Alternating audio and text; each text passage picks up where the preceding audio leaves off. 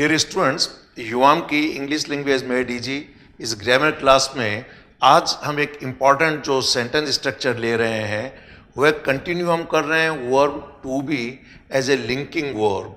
So verb to be से मेरा तात्पर्य है is, are, am, was and were. एक बार के लिए जो भी सेंटेंस स्ट्रक्चर हम लोगों ने वर्ब टू बी से संबंधित पढ़े हैं उनको मैं एक बार रिवाइज करवा दूं। फिर जो आज का हमारा सेंटेंस स्ट्रक्चर है हम इसका प्रयोग कब करते हैं, इसकी इंपॉर्टेंस क्यों है और कॉम्पिटिटिव एग्जामिनेशंस में किस तरीके से इसको लेकर एरर्स पूछी जा सकती हैं। तो आइए, अभी तक हम लोग वर्ब टू बी से मेरा तात्पर्य है प्रेजेंट में इसकी फॉर्म होती है इज, आर, एम, पास्ट में इसकी फॉर्म होती है वॉज एंड वर, मॉडल्स में डायरेक्ट बी लग जाता है जैसे shall be, will be, may be, can be, must be, should be. Clear. और मैंने आपसे कहा था पहले भी, जैसा कि पहले के चैप्टर में पढ़ाया है कि इस वर्ब टू बी के दो तरीके से प्रयोग किए जाते हैं। पहला इंपॉर्टेंट इसका यूज होता है कि हम लोग इस वर्ब टू बी को मुख्य क्रिया के रूप में यूज करें, जहां पर कि एक तरीके से लिंकिंग यानी जोड़ने का काम करता है किन्हीं दो प्रकार के शब्दों को। तो जब हम इसको मुख्य क्रिया as a main verb means as a linking verb, तो इसके चार इंपॉर्टेंट स्ट्रक्चर हैं। जब हम किसी व्यक्ति का प्रोफेशन, ऑक्यूपेशन या उसके बारे में कुछ एडिशनल इंफॉर्मेशन देते हैं या उसकी क्वालिटी बताते हैं, मेरिट्स डीमेरिट्स बताते हैं, या किसी व्यक्ति की एज, उसकी हाइट, उसका रिलीजन, उसकी कास्ट, उसके कम्युनिटी, उसके नेशनलिटी बताते हैं या टाइम डेट बताते हैं, मौसम वेदर बताते हैं, तो फिर हम लोग लिंकिंग वर्ब के रूप में इसका प्रयोग करते हैं। जैसा कि सब्जेक्ट चाहे सिंगुलर हो सकता है प्लूरल, इस सब्जेक्ट के हिसाब से प्रेजेंट में इज, आर, एम, पास्ट में वॉज एंड वर, और आवश्यकता अनुसार मॉडल्स का प्रयोग भी किया जा सकता है। तो एक सब्जेक्ट को इज, आर, एम, वॉज, वर से नाउन से जोड़ना, जैसे Ram is a teacher, Ram एक शिक्षक है। यू आर स्टूडेंट्स, आप विद्यार्थी हैं। दूसरा स्ट्रक्चर है subject plus linking verb plus adjective, जैसे राम इज ऑनेस्ट, राम ईमानदार है। या कहा गया यू आर सिंसियर, यानी आप सिंसियर हैं।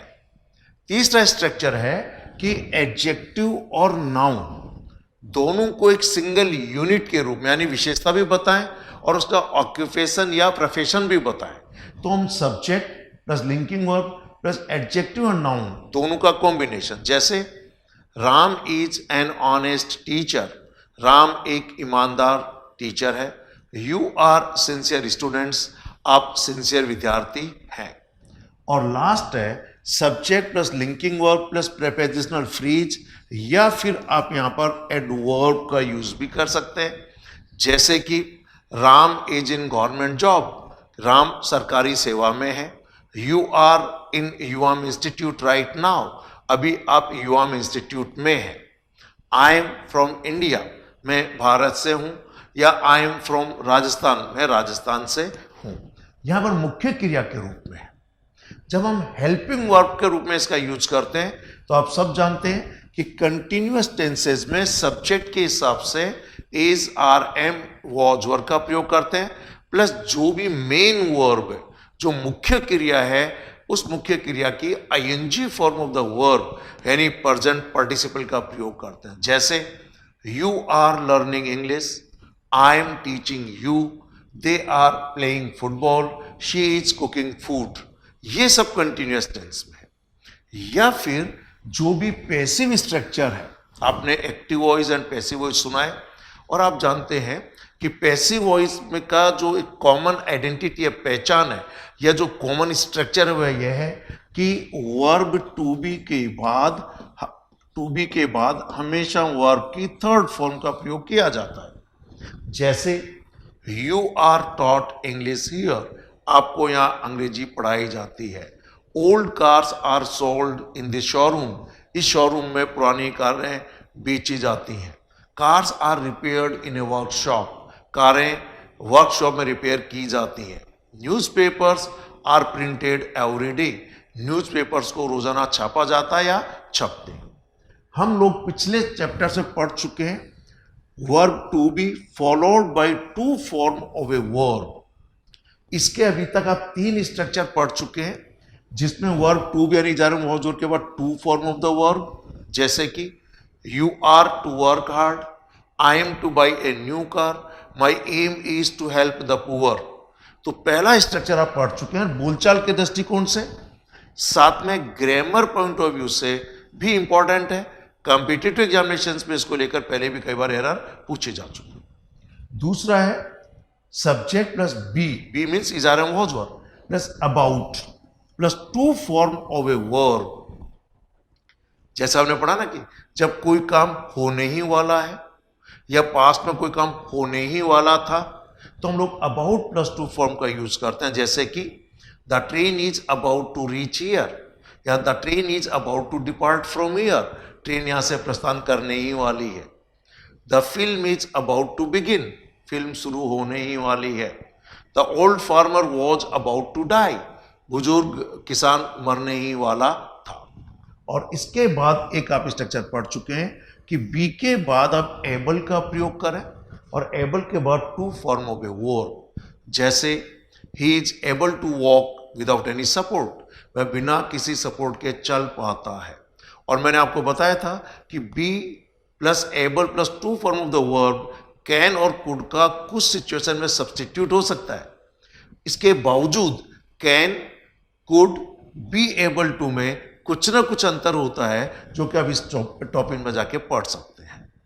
आज हम लोग ले रहे हैं be plus suppose to do something, और उसके बाद हम लोग लेंगे be plus use to plus something और डूइंग समथिंग। तो आज का हमारा लेसन जो है वह है ये। अब देखिए, अगर आप इस सपोज के वर्ब के रूप में अगर इसका मीनिंग देखें तो जनरली हम कहते हैं ना किसी कुछ सोचना या मानना। मैंने कहा सपोज यहां पर एक राजा रहता था, माना कि ऐसा, तो सपोज का मतलब सोचना या कोई चीज मानना, कोई चीज एज्यूम करना।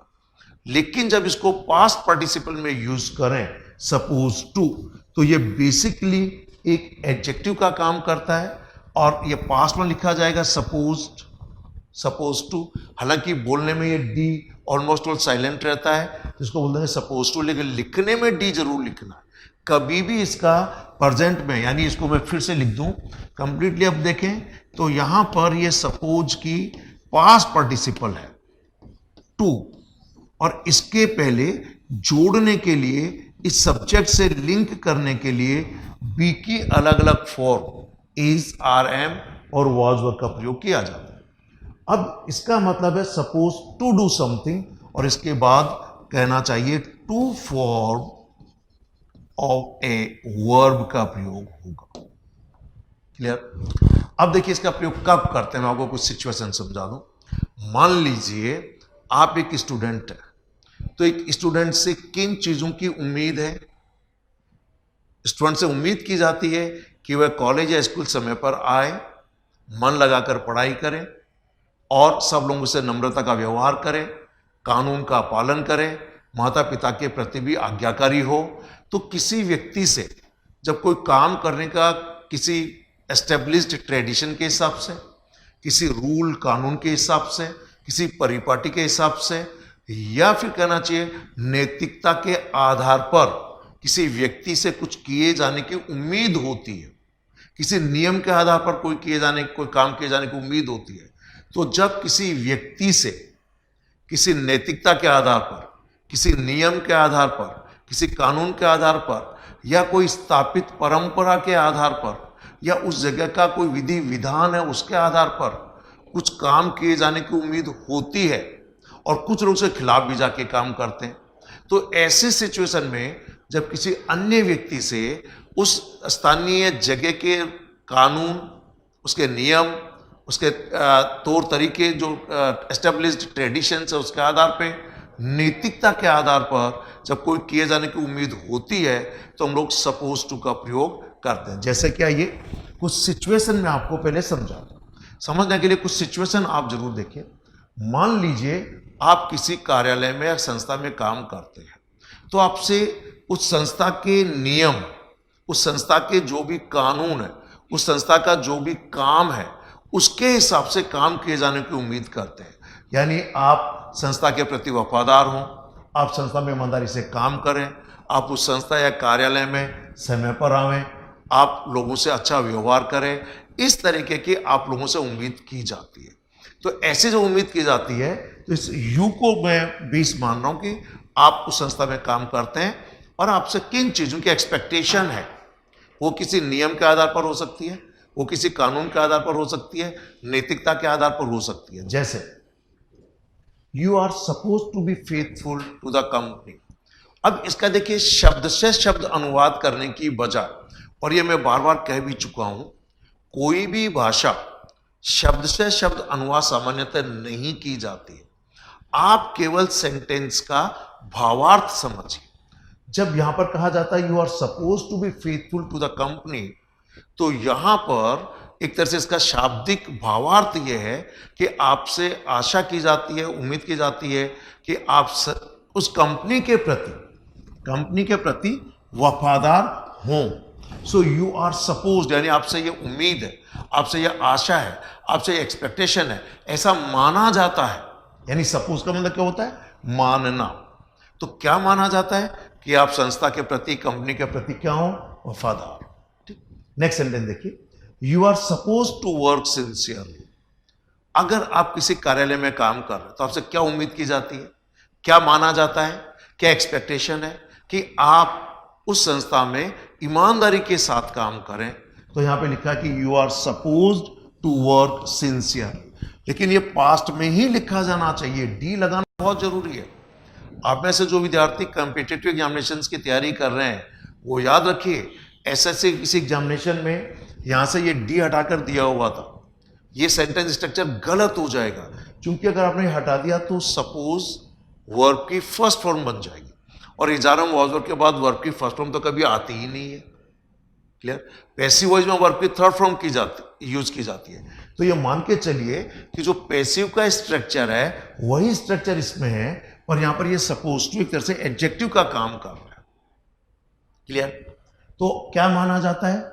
आप उस कार्यालय में सिंसियरली काम कर रहे हैं, ऐसी आपसे उम्मीद है, ऐसा आपसे आशा की जाती है, ऐसा माना जाता है। देखिए थर्ड पे आ जाइए, you are suppose to come on time. आप भले इस क्लास में आते हैं, आपसे क्या उम्मीद की जाती है कि कक्षा का टाइम 10 बजे है तो कितने बजे आना चाहिए? एटलीस्ट 10 बजे आना चाहिए, समय पर आना चाहिए। तो ऐसा माना जाता है, आपसे ऐसी आशा की जाती है, ऐसी उम्मीद की जाती है, क्योंकि यह संस्था का नियम है, कानून है, यह हमारा एक स्थापित फैक्ट यानी एस्टेब्लिश्ड फैक्ट है कि हर विद्यार्थी या हर कर्मचारी समय पर आए। तो यहां लिखा है you are suppose to come on time. और ध्यान दीजिए फिर स्ट्रक्चर है बी की किसी फॉर्म के बाद। बी का मतलब प्रेजेंट में इज, आर, एम, पास्ट में वॉज एंड वर, इसके बाद सपोज्ड टू डू समथिंग, ये छूट गया यहां पे, ये डू आना चाहिए, suppose to do something. Clear? Sorry, ये डू लिखेंगे, सपोज टू डू समथिंग, ये टाइपिंग एरर हुई। यानी यहां पर सपोज टू के बाद first form of the verb. Sentence एक और समझिए, you are suppose to behave politely. आपसे क्या उम्मीद की जाती है, एक्सपेक्ट किया जाता है, क्या माना जाता है कार्यालय में? आप सभी से नम्रता पूर्वक व्यवहार करें, यह माना जाता है। सो यहां पर स्ट्रक्चर फिर समझिए, इज, आर, एम या वॉज वर सब्जेक्ट के अकॉर्डिंग, उसके बाद सपोज टू, और इसके बाद वर्ब की first form of the verb, क्योंकि टू के बाद हमेशा वर्ब की फर्स्ट फॉर्म होती है। तो ये तो आपसे उस कानून, उस ऑफिस के नियम के आधार पर, उस ऑफिस के कानून के आधार पर, नैतिकता के आधार पर, या फिर जो उसके एस्टेब्लिश्ड ट्रेडिशन या एस्टेब्लिश्ड फैक्ट है उसके आधार पर इन चीजों की एक्सपेक्टेशन की गई। अब मान लीजिए कोई कर्मचारी इन एस्टेब्लिश्ड फैक्ट है, इन रूल्स, इन कानून के अगेंस्ट में काम करता है, समय पर नहीं आता, बुरा बर्ताव करता है, ईमानदारी से काम नहीं करता, संस्था के प्रति वफादार नहीं है, तो जो भी उस कार्यालय का बॉस होगा, मैनेजर होगा, मालिक होगा, उसको गुस्सा आएगा और वो झुंझलाकर इन्हीं सेंटेंस को नेगेटिव में कह सकता है, जैसे कि you are not suppose to come late every day. आपसे ये उम्मीद नहीं की जाती है कि आप रोज रोज देरी से आए, तो मैं अपना इस वाक्य से अपनी झुंझलाहट, अपनी नाराजगी, अपना गुस्सा जाहिर कर रहा हूं। और यहां नेगेटिव बनाने के लिए इजारम के बाद नॉट का प्रयोग है, लेकिन सपोज्ड के पहले है। और यदि इंट्रोगेटिव बनाएंगे तो इस इजारम वॉज वर्ब को सब्जेक्ट से पहले लगा देंगे। जैसे क्या आपको ऐसा माना जाता है कि आप रोज रोज लेट आए? So are you supposed, clear, या are you not suppose to come on time, कि आपसे उम्मीद नहीं की जाती कि आप समय पर आए। So are you not suppose to come on time. तो आप सेंटेंसेस को समझिए। और यह मैंने शुरुआत में बताया है कि जब इजारम का यूज करते हैं तो उसका affirmative, negative, yes no question और इंट्रोगेटिव नेगेटिव को जो स्पीच इनिशिएटर के रूप में मैंने आपको बताया था, उनको बार बार बोलकर अभ्यास करें। जैसे I am, he is, she is, we are, you are, they are. Negative क्या होगा? I am not, he is not, she is not, we are not, you are not, they are not. अब इसके अलग अलग short form हो सकती है। Yes no question क्या होगा? Am I, is he, is she, are we, are you, are they. यदि इनमें WH इंट्रोगेटिव वर्ड लगाना पड़े तो say what am I, what is he, what is she, what are we, what are you, what are they. Interrogative negative क्या होगा? Am I not, is he not, is she not, are we not, are you not, are they not. अब इसकी short form बहुत important है। Am I not की short form amn't I नहीं होगा, इसकी शॉर्ट फॉर्म होगी aren't I. Clear? So aren't I, isn't he, isn't she, aren't you, aren't we, aren't they. इन स्पीच इनिशिएटर्स को जितनी बार हो सके आप बोल बोल कर इनका अभ्यास कीजिए, ताकि इन सभी सेंटेंस स्ट्रक्चर में जहां कहीं भी इनका यूज हो रहा है आप उनको आसानी से पढ़ सकें। अब इनको सबको मैंने नेगेटिव बनाया। देखिए, इजारम के बाद सपोज्ड के पहले, जैसे you are not suppose to come late every day. आपसे ये उम्मीद नहीं की जाती कि आप रोज रोज देर से आए। तो आप उस नियम, कानून, नैतिकता, जो वहां की ट्रेडिशन है, रीति रिवाज है, जो एस्टेब्लिश फैक्ट है, उसके अगेंस्ट में काम कर रहे हैं। आप उनका अनुसरण नहीं कर रहे हैं, आप उनका पालन नहीं कर रहे हैं, तो फिर इसे नेगेटिव बनाकर अपनी झुंझलाहट, नाराजगी, गुस्सा व्यक्त किया गया। नेक्स्ट देखिए, you are not suppose to misbehave with anyone. आपसे उम्मीद नहीं की जाती कि आप किसी से मिसबिहेव करें, दुर्व्यवहार करें। नेक्स्ट देखिए, you are not suppose to betray the company. Betray का मतलब दगा करना, धोखा देना। क्लियर? सो चीट करना। सो आपसे उम्मीद नहीं की जाती कि आप कंपनी से दगा करें, बीट्रे करें कंपनी को। क्लियर? तो यहां पर बहुत इंपॉर्टेंट, देखिए बोलचाल के दृष्टिकोण से भी इंपॉर्टेंट है और साथ में कॉम्पिटिटिव एग्जामिनेशन के हिसाब से भी काफी महत्वपूर्ण है। इसलिए इस स्ट्रक्चर को ध्यान से सीखिए। ये अभी मैंने कुछ एग्जाम्पल और सिचुएशन बता रहा हूं। ठीक, आइए कुछ सिचुएशन। मान लीजिए आप विद्यार्थी हैं। अब एक विद्यार्थी से क्या एक्सपेक्टेशन है, क्या उम्मीद है, नैतिकता के आधार पर, या जो समाज में कुछ स्थापित तथ्य है, कुछ स्थापित परंपरा है कि एक विद्यार्थी को मन लगाकर पढ़ना चाहिए, गलत आदत में नहीं पढ़ना चाहिए, सबके प्रति रेस्पेक्टफुल होना चाहिए। तो आइए कुछ एग्जाम्पल और देखते हैं। जैसा कि मैंने कहा, मान लीजिए आप एक विद्यार्थी हैं। एक विद्यार्थी से क्या अपेक्षा की जाती है, क्या उम्मीद की जाती है? उम्मीद की जाती है वह मन लगाकर अध्ययन करे, सभी का सम्मान करे, यानी आज्ञाकारी बिना obedient बने, नम्र और मृदभाषी बने। एक विद्यार्थी से ये उम्मीद नहीं की जाती है कि वह अपना समय बर्बाद करे, किसी से दुर्व्यवहार करे या धूम्रपान जैसी गलत आदत में पड़े। इस तरीके की आपसे उम्मीद नहीं की जाती। तो आइए आपको एक स्टूडेंट मानते हुए, एक विद्यार्थी मानते हुए, किन बातों की आपसे उम्मीद है, किन बातों की आपसे एक्सपेक्टेशन नहीं है। जैसे देखिए कुछ सेंटेंस देखिए, you are suppose to study sincerely. आपसे ये उम्मीद की जाती है, यह माना जाता है कि आप ईमानदारी से पढ़ाई करें। सो यू आर, ये तो फिक्स्ड है, आपको मैंने पहले बताया, I am, he, she is, we are, you are, they are. Then suppose to, और टू के बाद वर्ब की फर्स्ट फॉर्म आता है। तो ये आपको ग्रामर वाइज स्ट्रक्चर याद रखिएगा।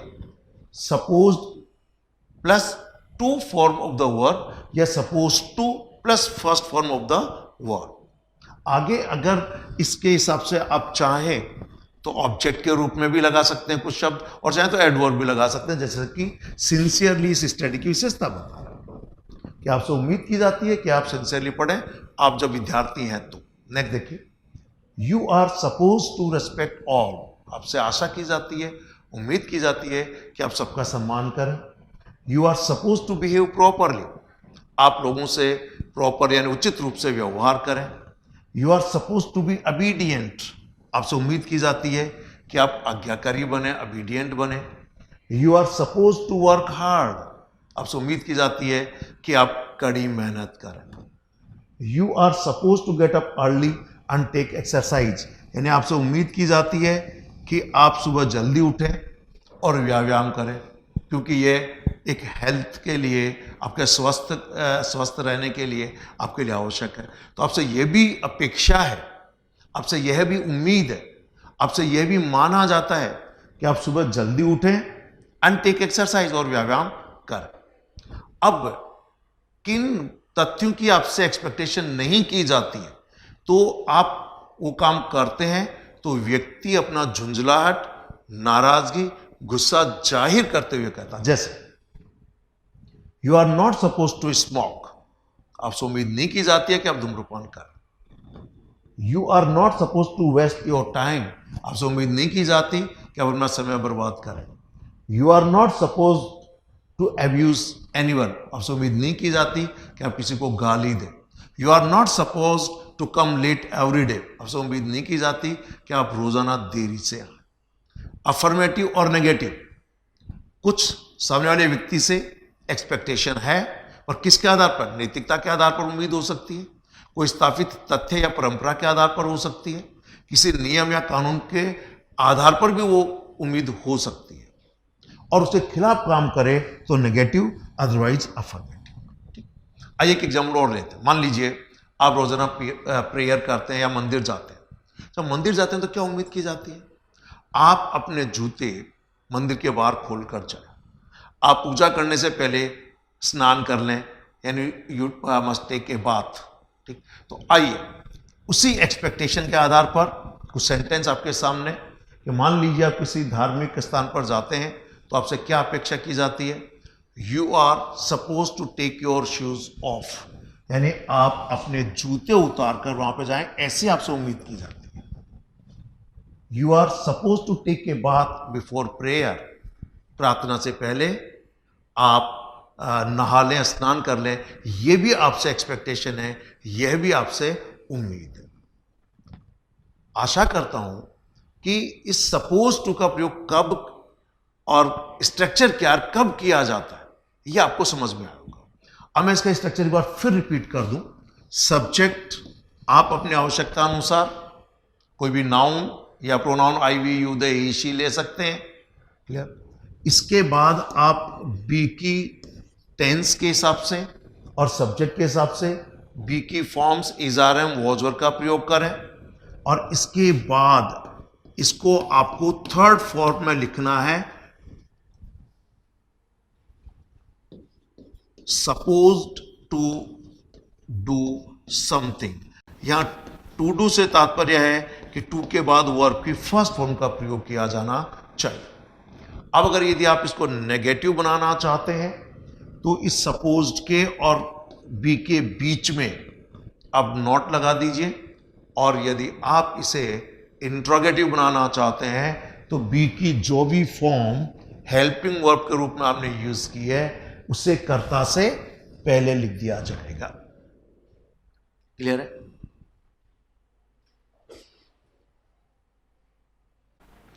आइए अब ये समझते हैं, अभी तक आप स्ट्रक्चर समझ चुके हैं, कुछ सिचुएशन आप समझ चुके हैं, अब आपको एग्जैक्टली इस सेंटेंस स्ट्रक्चर का प्रयोग कब किया जाता है इसके बारे में डिटेल में समझते हैं। सो पहला इसका इंपॉर्टेंट यूज, जैसा कि मैंने यहां लिखा है कि this structure is used to say what someone should do और should not do because of rules, laws, custom, morality, agreement. और ये मैंने पहले भी रिपीट किया है कि जब आपको किसी नियम, कानून, रीति रिवाज, नैतिकता या फिर जिस बात के लिए करने के लिए आप सहमत हुए हैं उसके आधार पर, उस एग्रीमेंट के आधार पर आपको क्या काम करना चाहिए और क्या काम नहीं करना चाहिए, तब इस सेंटेंस स्ट्रक्चर का प्रयोग किया जाता है। आइए कुछ उदाहरण और समझते हैं। आपके सामने कुछ कॉमन एग्जांपल्स हैं अलग अलग सब्जेक्ट को लेते हुए। और पहला सेंटेंस है, you are not suppose to park here. मान लीजिए कोई ऐसी जगह आप गाड़ी खड़ी कर देते हैं जो पार्किंग प्लेस नहीं है, वहां लिखा भी है, लेकिन हमने फिर भी वहां गाड़ी खड़ी कर दी, तो वहां नियम और कानून के आधार पर कहा गया है कि आपसे उम्मीद नहीं की जाती कि आप गाड़ी यहां पर खड़ी करें, यानी यह नहीं माना जाता कि आप गाड़ी यहां खड़ी करें। तो ये एक मनाही के रूप में है, लेकिन ये किसी कानून के आधार पर प्रोहिबिशन है कि किसी कोई काम करना चाहिए या नहीं करना चाहिए। दूसरा सेंटेंस देखिए, the employees are suppose to be at office at 10 AM। मान लीजिए किसी कार्यालय का ये रूल है या वहाँ का कानून है कि सभी कर्मचारी 10 बजे वहाँ पर ऑफिस में आए, तो उन कर्मचारियों से क्या उम्मीद की जाती है कि वो 10 बजे ऑफिस में होवे, इसलिए लिखा है the employees are suppose to be at office by 10 o'clock। इन्हें कर्मचारियों से उम्मीद की जाती है कि वो 10 बजे कार्यालय में होवे, उपस्थित होवे या होवे। नेक्स्ट देखिए, you are not suppose to tell this to anyone. मान लीजिए मैंने आपसे कोई सीक्रेट बात बताई और मैंने कहा यह आपको किसी को नहीं बताना चाहिए, तो उन्होंने कहा कि you are not suppose to tell this to anyone, कि आप इसको किसी को न बताएं। प्रोहिबिशन है, नेगेटिव के अंदर सेंटेंस है। फोर्थ नंबर का सेंटेंस देखिए, players are not suppose to take drugs. अब आप खिलाड़ी हैं तो आपसे क्या एक्सपेक्टेशन है, क्या उम्मीद की जाती है, क्या रूल है, क्या नियम है कि आप अपनी पावर बढ़ाने के लिए ड्रग्स का इस्तेमाल नहीं करें। आपने कई बार देखा होगा कि कुछ खिलाड़ी ओलंपिक वगैरह में खेल से डिबार इसलिए कर दिए गए कि वो खेल में पार्टिसिपेट करने से पहले अपनी स्ट्रेंथ बढ़ाने के लिए उन्होंने कुछ दवाइयों का सेवन किया, ड्रग्स ले ली। सो प्लेयर से क्या उम्मीद की जाती है, players are not suppose to take drugs, उम्मीद की जाती है कि वो ड्रग्स न लें। नेक्स्ट देखिए, members are not suppose to speak against the committee. अब मान लीजिए कुछ मेंबर्स कमेटी के खिलाफ बोल देते हैं, लेकिन उस कमेटी के नियमानुसार क्या उम्मीद की जाती है कि वो मेंबर्स कमेटी के खिलाफ नहीं बोलें। तो किसी ने अपने मन की नाराजगी जाहिर करते हुए कहा कि members are not suppose to speak against committee. Next sentence देखिए, passengers are suppose to buy appropriate tickets. आप मान लीजिए ट्रेन से या बस से यात्रा करते हैं, आपसे क्या एक्सपेक्टेशन है, क्या उम्मीद है, क्या नियम है कि आप यात्रा करने से पहले स्वतः ही अपने आप जाकर टिकट खरीदें और जो उचित टिकट है, जो एप्रोप्रिएट टिकट है, उसी के साथ यात्रा करें। तो पैसेंजर से उम्मीद है कि passengers are suppose to buy appropriate tickets. 7 number sentence देखिए, guests are suppose to check out by 12 noon। Hotels में जनरली आपने ये नियम देखा होगा और वहाँ बोर्ड भी लगा होता है कि होटल में जो भी मेहमान या जो भी गेस्ट ठहरे हुए हैं उनसे नियम के आधार पर क्या कहा जाता है कि आप दोपहर के 12 बजे तक आप चेकआउट कर जाए, इसलिए लिखा है कि guest are suppose to check out by 12 noon। और लास्ट सेंटेंस देखिए, what time are we suppose to reach there. हमसे क्या उम्मीद की जाती है कि हम वहाँ कितने बजे पहुँचे। तो अब ये यहाँ पर इंट्रोगेटिव सेंटेंस है पूरा का पूरा, और मैं आपको ये पहले भी बता चुका हूँ कि इज़हार वॉज वर्क के जो भी स्पीच इनिशिएटर है, affirmative, negative, yes no question, WH question, and interrogative negative, उनको आप बार बार बोलकर अभ्यास कर लीजिए ताकि आपके देखिए, क्योंकि इसके इज़हार वॉज वर्क के काफ़ी संख्या में इसके स्ट्रक्चर बन रहे हैं, इन सब में अंतर भी समझें और इनका यूज भी सीखें। अब आप इस पूरे सेंटेंस को फिर समझ लीजिए कि जब आपको नैतिकता, कस्टम, लॉ, रूल, एग्रीमेंट, यानी किसी भी नियम, कानून, परंपरा, एस्टेब्लिश्ड फैक्ट, नैतिकता या कोई भी एग्रीमेंट वगैरह, साहब हमें ऐसा काम करना चाहिए या ये काम नहीं करना चाहिए, उसके आधार पर किसी व्यक्ति से क्या काम करने की उम्मीद की जाती है और क्या काम करने की उम्मीद नहीं की जाती है, ऐसी अभिव्यक्ति के लिए इस स्ट्रक्चर का यूज करते हैं। और ध्यान दीजिए, यहां पर सब्जेक्ट के अकॉर्डिंग इजारम का यूज देखिए, सभी में यहां पर आर आर आर, ये प्लूरल सब्जेक्ट इसलिए आर है, सिंगुलर होता तो इज हो गया होता। इसके बाद सपोज्ड, देखिए थर्ड फॉर्म के रूप में यूज हुआ सभी में, कहीं भी सपोज्ड बिना डी के नहीं लिखा है, यानी फर्स्ट फॉर्म में नहीं लिखा है, और टू के बाद सब जगह पर वर्ब की फर्स्ट फॉर्म। ये है सेंटेंस। आइए इसका दूसरा यूज और देखते हैं, और आपके सामने इसके कुछ यूज मैंने लिखा है। दूसरा इंपॉर्टेंट यूज है, this structure is also use to say what is और व्हाट वाज एक्सपेक्टेड और व्हाट इज रिक्वायर्ड और व्हाट वाज रिक्वायर्ड और intended to happen specially when it did not happen, कि कोई चीज नहीं हुई लेकिन उसकी जगह क्या चीज होने की उम्मीद थी, क्या चीज होने की आवश्यकता थी, उसकी अभिव्यक्ति के लिए यूज हुआ है। सेंटेंस समझेंगे तो आप ज्यादा अच्छे से समझेंगे। पहला सेंटेंस देखिए इसमें, no one is suppose to enter this area without permission, कि कोई भी व्यक्ति बिना अनुमति के, विदाउट परमिशन, इस एरिया में घुसने की उससे उम्मीद नहीं की जाती है, यानी उसको उस एरिया में नहीं घुसना चाहिए बिना किसी अनुमति के। तो व्हाट इज एक्सपेक्टेड और व्हाट वाज एक्सपेक्टेड और व्हाट इज रिक्वायर्ड और व्हाट वाज रिक्वायर्ड और व्हाट इज इंटेंडेड और to happen specially when it did not. मान लीजिए कोई बिना परमिशन के घुस गया, फिर कहा गया कि no one is suppose to enter this area without permission. ठीक, आइए अगला सेंटेंस देखिए, the strict laws are suppose to prevent crime. अब हम कड़े कानून क्यों बनाते हैं, और कड़े कानून बनाते हैं तो क्या एक्सपेक्टेशन है, क्या उम्मीद की जाती है कि वो जो अपराध हैं उनसे बचाए, उनसे हमें प्रिवेंट करे। So strict laws are suppose to prevent crime, कि वो क्राइम से बचाए। अब वो नहीं बचाते कई बार, वो बात अलग है, लेकिन उम्मीद तो यही की जाती है कि स्ट्रिक्ट कानून जो है वह क्राइम को बचाए। और थर्ड नंबर सेंटेंस देखिए, the meeting is suppose to be held on Monday.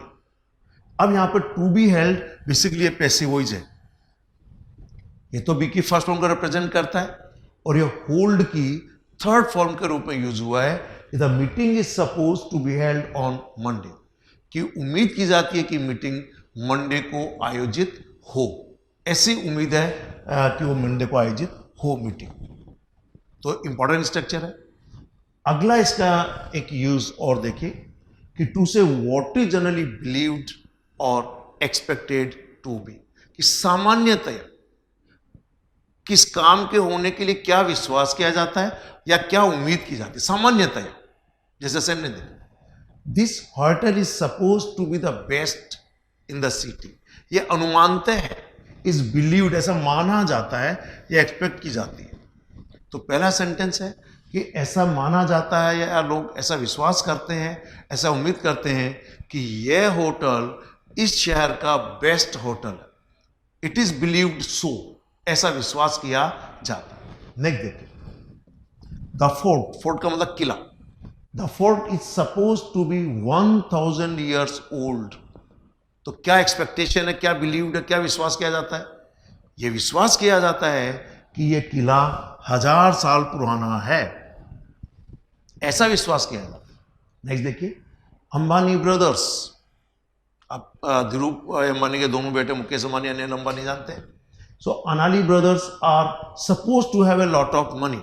तो ऐसा विश्वास किया जाता है, ऐसी उम्मीद की जाती है, विश्वास लोगों का है कि अंबानी ब्रदर्स के बाद बहुत धन है, बहुत रुपये पैसे हैं, ऐसा विश्वास किया जाता है। नेक्स्ट देखिए सेंटेंस फोर्थ पे, his old house is suppose to be haunted. Haunted का मतलब है भूतहा, जहां भूत रहते हैं, और ये पैसे वही जैसा है कि ऐसा विश्वास किया जाता है कि उसका पुराना मकान भूतहा है, यानी उसके अंदर भूत रहते हैं। सो यहां पे टू बी हॉन्टेड खाली है, लेकिन क्या माना जाता है, क्या विश्वास किया जाता है कि वहां कोई ना कोई भूत रहते हैं, बुरी आत्माएं रहती हैं। नेक्स्ट देखिए, she is suppose to be very clever. ऐसा विश्वास किया जाता है कि वह बहुत ही चतुर है, बहुत ही होशियार, clever. 6 number sentence, this software license is suppose to last for a year. कि ये जो सॉफ्टवेयर लाइसेंस है, ऐसा माना जाता है कि ये 1 साल तक चलता है। और लास्ट इंट्रोगेटिव सेंटेंस देखिए, how are we suppose to complete this task in 1 week. कि कैसे आप विश्वास करते हैं, कैसे आप मानते हैं कि हम इस काम को 1 सप्ताह में पूरा कर लें। तो ये सबके सब, यानी generally this structure is use to say what is generally believe, सामान्यतः क्या विश्वास किया जाता है, क्या उम्मीद की जाती है किसी के कुछ होने की। क्लियर? सो एक बहुत इंपॉर्टेंट यूज आपने देखा। आइए नेक्स्ट इसका एक यूज और देखते हैं, और यह है this structure sometimes also expresses annoyance. Annoyance का मतलब झुंझलाहट, गुस्सा। क्लियर?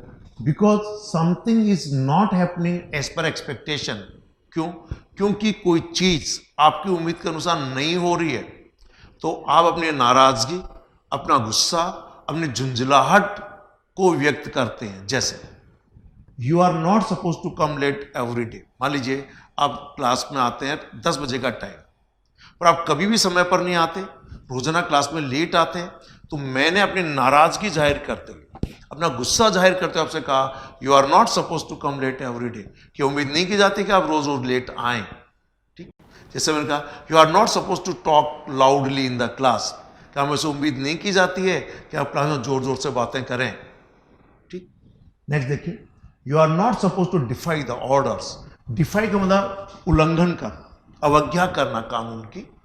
तो यह कि आपसे ये उम्मीद नहीं की जाती है कि आप आदेशों का उल्लंघन करें, अवज्ञा करें। जैसे you are not suppose to disobey the traffic rules, कि आपसे ये उम्मीद नहीं की जाती है कि आप ट्रैफिक के नियमों का उल्लंघन करें। और इसका जो यूज है ये नेगेटिव में, ये काफी बोलचाल में यूज होता है। अक्सर अपना गुस्सा जाहिर करने के लिए सामने को झिड़की देते हुए ऐसा कहा जाता है कि आपसे ये उम्मीद नहीं थी, मुझे आपसे उम्मीद नहीं की जाती है। ऐसे भाव में इसका यूज किया जाता है। नाज देखिए, you are suppose to be in the meeting at this time and you are sitting here, कि ऐसे उम्मीद की जाती है कि इस वक्त आपको तो मीटिंग में होना चाहिए और आप यहां बैठे हुए हैं। क्लियर? तो ये सब किसी व्यक्ति से जो यूज किया गया है कि ये क्या करता है, एनॉयंस, यानी झुंझलाहट, गुस्सा, नाराजगी, because something is not happening as per your expectation और something did not happen as per your expectation. Clear? अब मैं आपको देखिए कुछ जनरल इसके एग्जांपल्स और बताऊं। सेंटेंस स्ट्रक्चर को अच्छे से समझिए। ये अफर्मेटिव में भी यूज हो रहे हैं, नेगेटिव में भी यूज हो रहे हैं, और इंट्रोगेटिव नेगेटिव में भी यूज होता है, इंट्रोगेटिव में भी यूज होता है। ठीक? आइए कुछ आपको इसके कॉमन एग्जांपल्स में आपको और समझाना चाहता हूं। The passengers are not suppose to buy tickets before they board the train, but not many people do. अब देखिए, यात्री अगर ट्रेन में, बस में यात्रा करते हैं तो क्या उम्मीद की जाती है? They are suppose to buy tickets before they board the train, कि ट्रेन में चढ़ने से पहले, बोर्ड का मतलब यहां पर ट्रेन में चढ़ना, ये क्लासरूम वाला बोर्ड नहीं है। इसलिए एसएससी के जो विद्यार्थी तैयारी कर रहे हैं एसएससी एग्जाम की, उनमें वर्ड्स के बारे में भी जानकारी पूछते हैं कि यहाँ पर बोर्ड नाउन भी होता है और बोर्ड एज ए वर्ब भी होता है। तो as a verb to board the train का मतलब ट्रेन में चढ़ना। ठीक? सो पैसेंजर से क्या उम्मीद की जाती है कि ट्रेन में चढ़ने से पहले वे टिकट खरीद लें, but not many people do so, लेकिन बहुत से लोग ऐसा करते नहीं, यानी वे टिकट नहीं खरीदते। नेक्स्ट सेंटेंस देखिए, this is not what we are suppose to do here, कि भाई हमसे ये उम्मीद नहीं कि जो हमें करना चाहिए वो तो हम कर नहीं। मान लीजिए आप यहां पर क्लास में बैठे हुए हैं, आपसे उम्मीद की क्या जाती है कि क्लास में आप सिंसियरली पढ़ें, पर आप मोबाइल पर कुछ खेल रहे हैं या कुछ देख रहे हैं, तो कहा गया भाई ये वो नहीं है जिससे आपकी उम्मीद की जाती है क्लास में आप करें। So this is not what we are suppose to do here. Next sentence देखिए, you are suppose to be at the meeting at this time, इस वक्त आपको तो उम्मीद की जाती है कि आप मीटिंग में हो और आप तो यहां हैं। फोर्थ नंबर पे देखिए, पास्ट में है, you are suppose to wait for me here but you left the place, कि आपसे ये उम्मीद थी, एक्सपेक्टेशन थी, ये माना जाता था कि आप मेरा इंतजार करते, लेकिन आप पहले ही जगह से छोड़कर चले गए, you left the place. Fifth देखिए, अपने आप में नो वन नेगेटिव प्रोनाउन है। No one was suppose to know about our project, कि ये जो हमारा प्रोजेक्ट है इसके बारे में किसी को पता नहीं चले, ऐसा मानते हैं, ऐसा विश्वास करते हैं, ऐसी उम्मीद है कि कोई भी उसके बारे में कुछ जान नहीं सके, उसके बारे में पता उनको नहीं चले। 6 नंबर पे आ जाइए, today was suppose to have been very cold but it is very hot. मान लीजिए कभी किसी ने प्रेडिक्शन किया, प्रेडिक्शन मतलब भविष्यवाणी की कि आज तो बहुत ठंड रहेगी, लेकिन उस दिन ठंड नहीं हुई और गर्मी ज्यादा हो गई। तो देखिए यहां पे कहा गया है today was suppose to have been. अब देखिए यहां पर ये परफेक्ट का स्ट्रक्चर का यूज हुआ कि उम्मीद तो थी कि आज ठंड रहे, ठंडा रहने की उम्मीद थी, और हुआ क्या, but it is very hot today, और हो क्या गया, गर्म हो गया। 7 पे देखिए, this is suppose to be the best restaurant in the city. कैसा विश्वास किया जाता है कि यह इस सिटी का सबसे अच्छा रेस्टोरेंट है। अब आइए मैं एक थोड़ा कॉमन प्रोनाउंसिएशन की बात कर दूं। अधिकांश लोग इसकी स्पेलिंग के आधार पर लिखते भी हैं, न्यूज़पेपर्स में भी, बहुत से होटल्स पर भी लिखा होता है। जनरली इसको लोग उच्चारण करते हैं रेस्टोरेंट, लेकिन ये रेस्टोरेंट नहीं है। इसके 2 प्रोनाउंसिएशन है, या तो आप सिंपली बोले रेस्टोरेंट या फिर रेस्टोरेंट, नॉट रेस्टोरेंट। पर हम लोग क्या करते हैं, रेस्टोरेंट बोलते हैं, जो कि गलत है। सुन सुनकर सीखा हुआ उच्चारण या स्पेलिंग के आधार पर किया हुआ उच्चारण आप ये मत मानिए कि सही हो सकता है। नो, कई बार स्पेलिंग कुछ अलग होती है और प्रोनाउंसिएशन कुछ अलग होता है। यह सामान्यतः लोग स्पेलिंग के आधार पर प्रोनाउंसिएशन करते हैं और हम लोग सुन लेते हैं और हम भी वैसा ही सीख जाते हैं। So this is not restaurant, this is either you pronounce it as a restaurant और रेस्टोरेंट। क्लियर? चलो लास्ट सेंटेंस पर जाइए। I haven't read this book myself. मैंने खुद ने इस किताब को नहीं पढ़ा, but this is suppose to be the best book of the writer. लेकिन ऐसा विश्वास किया जाता है, ऐसा माना जाता है कि लेखक की यह सर्वश्रेष्ठ पुस्तक है। सो ऐसा विश्वास किया जाता है, ऐसा माना जाता है कि यह लेखक की सर्वश्रेष्ठ पुस्तक है, हालांकि मैंने खुद ने इस पुस्तक को नहीं पढ़ी। I hope that you might have understood the sentence structure correctly, because this structure is very important for competitive examination as well as for spoken English, means for your day-to-day conversation. आइए तो एक बार मैं इसका structure फिर repeat कर दूं कि आपकी आवश्यकता अनुसार जो भी सब्जेक्ट आप लें, इस सब्जेक्ट के साथ आप वर्ब टू बी की अलग अलग फॉर्म्स, प्रेजेंट है तो इज, आर, एम, और अगर पास्ट है तो वॉज, वर। इसके बाद सपोज्ड, ध्यान दीजिएगा, इसे पास्ट में लिखना है, इसका पास्ट पार्टिसिपल में लिखना बहुत जरूरी है। और इसके बाद to do something, it means यहां पर यह फर्स्ट फॉर्म को रिप्रेजेंट करता है, टू डू समथिंग। यह तो इसका स्ट्रक्चर। नेगेटिव बनाएंगे इजारों वॉज वर्ब के बाद, लेकिन सपोज के पहले नोट का प्रयोग करेंगे। इंट्रोगेटिव बनाएंगे इजारों वॉज वर्ब को सब्जेक्ट के पहले प्रयोग करते हैं। क्लियर? फिर मैं दोहरा दूं कि नैतिकता के आधार पर, किसी कानून या नियम के आधार पर, किसी परंपरा के आधार पर, किसी स्थापित तथ्य के आधार पर, या कोई भी उस जगह का लोकल कोई काम करने के लिए सहमति बनी है तो उसके आधार पर कुछ लोगों से कुछ किए जाने की उम्मीद होती है और उसके अगेंस्ट में कोई जाता तो इसका नेगेटिव स्ट्रक्चर इसका प्रयोग किया जाता है। तो बोलचाल के दृष्टिकोण के साथ साथ कॉम्पिटिटिव एग्जामिनेशन के लिए भी ये सेंटेंस स्ट्रक्चर काफी महत्वपूर्ण है, आप इसे अच्छे से समझें। अब हम लोग वर्ब टू बी का अगला स्ट्रक्चर हम एक और लेंगे। Okay, thank you very much, have a nice day.